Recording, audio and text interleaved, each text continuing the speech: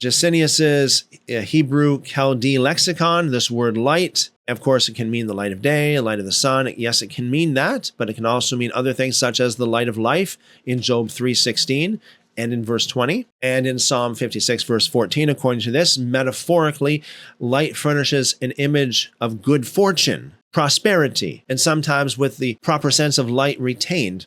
Again, Job 22:28, Isaiah 9, verse 1, and sometimes that of prosperity itself in Job 30, verse 26, or Psalms 97, verse 11, Isaiah 10, verse 17.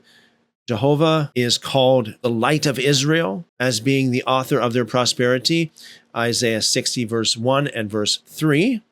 Light for doctrine, teaching. This is Torah, right? This is Torah.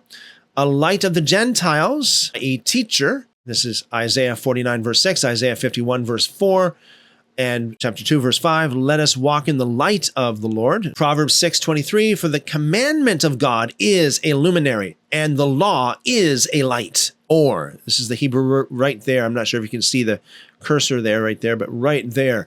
Light, brightness of countenance, cheerfulness, countenance, serene countenance. So we have all these other verses, Job 29, verse 24, Psalm 104, verse 15, Proverbs 16, verse 15. And then when the king's face shines, that is, when it is cheerful and pleasant, Psalm 4, verse 7 and 44, verse 4. So why did I go through all that? First and foremost, we need to put our priority on the interpretation of this word, being that this is the priority of the chapter. God, when he first spoke, the first word of God, let there be light, let there be or it can be translated as light exists. When God speaks, light exists. Light shines.